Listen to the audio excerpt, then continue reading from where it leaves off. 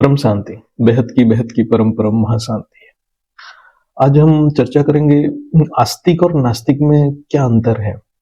तो ये चर्चा करने का जो कारण है कि जितने भी धर्म हैं, आज जो समाज में जो चलन चल रहा है उसको समझना जरूरी है।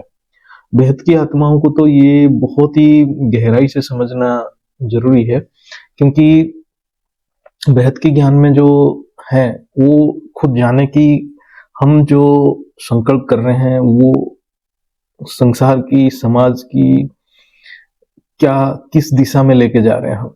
तो इसलिए बेहद के ज्ञानी को ये जानना बहुत जरूरी है। जो हमारा जो सनातन ज्ञान में 6 दर्शन शास्त्र है, यानी सांख्य शास्त्र, योग शास्त्र, वैशेषिक, न्याय सूत्र, ब्रह्म सूत्र और मीमांसा शास्त्र, ये 6 शास्त्र में आत्मा और परमात्मा का विषय है। तो ये जो इसको हम आस्तिक दर्शन शास्त्र कहते हैं, यानी ये वेदों के ऊपर आधारित है। तो इसको वैदिक शास्त्र भी कहा जाता है, वैदिक दर्शन भी कहा जाता है, क्योंकि ये वेदों की ज्ञान के ऊपर आधारित है, जो सनातन ज्ञान है। एक चार्वाक दर्शन है जिसमें आत्मा को नकार दिया है, मतलब आत्मा को मानते ही नहीं है जो चार्वाक दर्शन में, तो उसको नास्तिक दर्शन कहा जाता है। इसमें सृष्टि में 5 तत्वों के बदले में 4 तत्वों को ही मानते हैं, यानी ये सिर्फ 4 तत्वों को ही मान्यता देते हैं चार्वाक दर्शन में।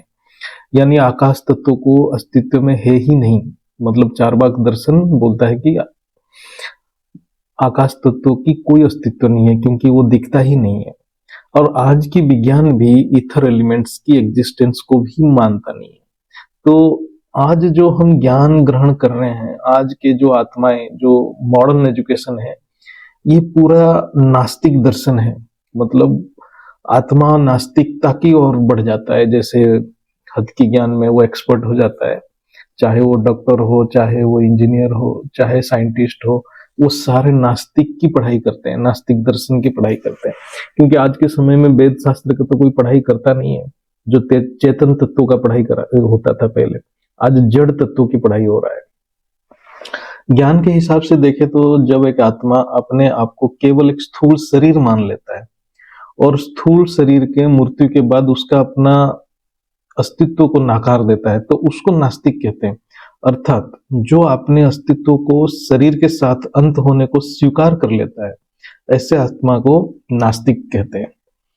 लेकिन हमारे वैदिक शास्त्र में आत्मा का अस्तित्व शरीर के मृत्यु के बाद भी है, और आत्मा का अस्तित्व, परमात्मा का तो अस्तित्व अनंत, यानी आदि, ना उसका आदि है ना अंत है माना जाता है। मतलब निरंतर है, नित्य निरंतर है, यानी परमात्मा अविनाशी है।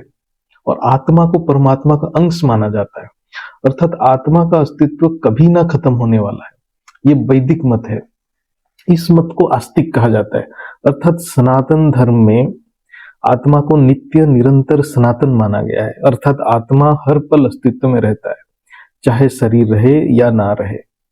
इसको आस्तिक कहा गया है, यानी जिसका अस्तित्व हर पल रहता है उसको आस्तिक कहा गया है।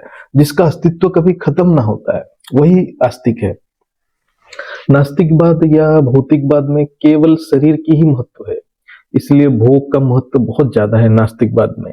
अर्थात जब तक शरीर है तब तक सुख भोगा करो, मृत्यु के बाद कौन देखा है क्या होगा, ये नास्तिकवाद है।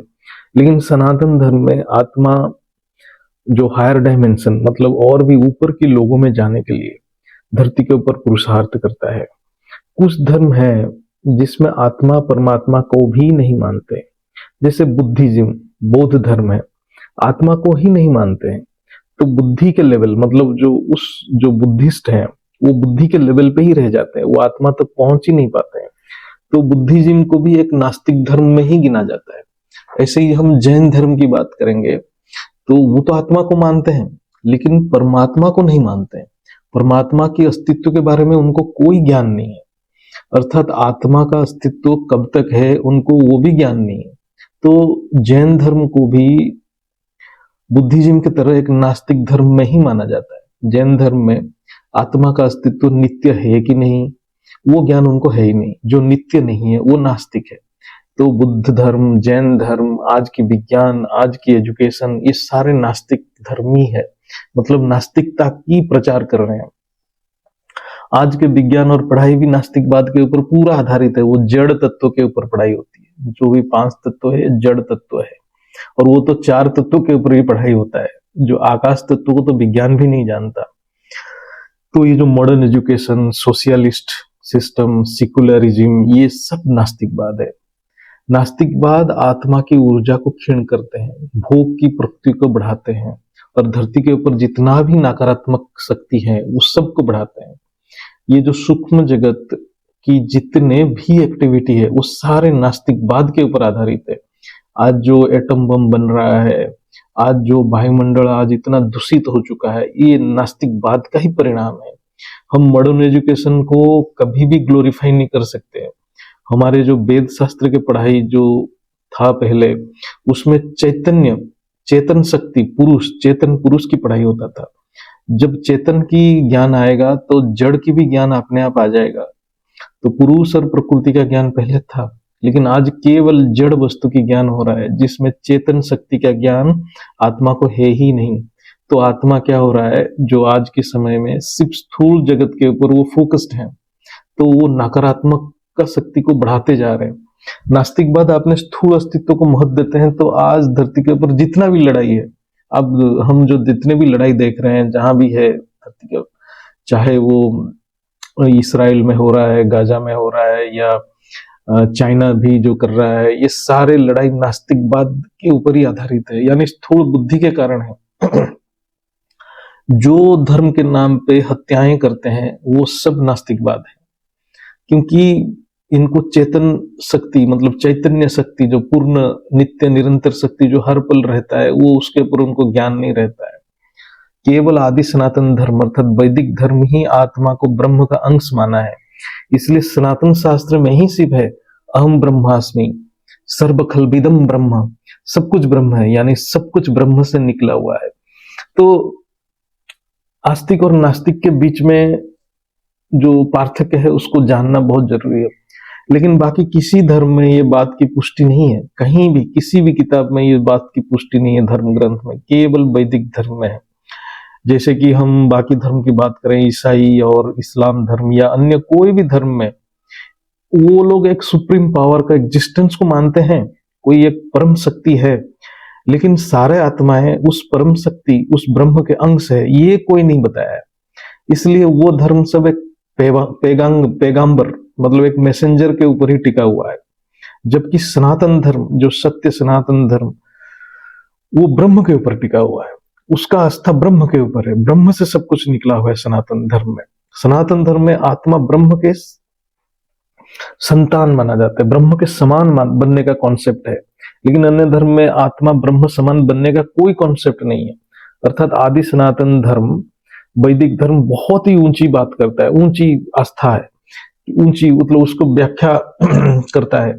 असल में देखा जाए तो आत्मा को ब्रह्म मान के हमारे जो सनातन धर्म कह दिया कि आत्मा अजर अमर अविनाशी है।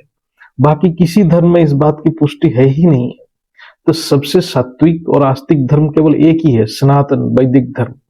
तो ये कहने का मतलब है कि बेहद की आत्मा को भी जानना चाहिए कि जो सत्य क्या है, और वो सत्य के ऊपर ही उसको निष्ठा होना चाहिए। और बेहद की ज्ञान में बापूजी ने अनेक धर्म जो धरती के ऊपर आज आया हुआ है उसके ऊपर विस्तार में चर्चा किए हैं।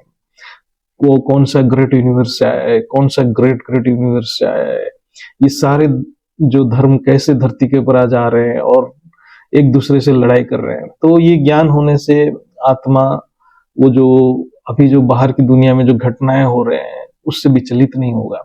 और बापूजी के अभी जो वीडियो भी है भूत प्रेत के ऊपर, वो भी देखें तो उनको पता चलेगा कि ये जो नास्तिकवाद के कारण ही इतना भूत प्रेत और सूक्ष्म जगत में जो नकारात्मक बढ़ते जा रहा है। तो बेहद की आत्मा के अंदर कोई विचलित होने का कोई कारण ही नहीं है। तो इसलिए ये जो आस्तिक और नास्तिक के कॉन्सेप्ट को समझना चाहिए। इसका सारांश देखा जाए तो आस्तिक मतलब जिसका अस्तित्व कभी ना खत्म होता है, नास्तिक मतलब जिसका अस्तित्व खुद ही खत्म कर देता है, तो वो नास्तिक है। बेहद की परम शांति, बेहद की परम शांति, परम परम परम महाशांति।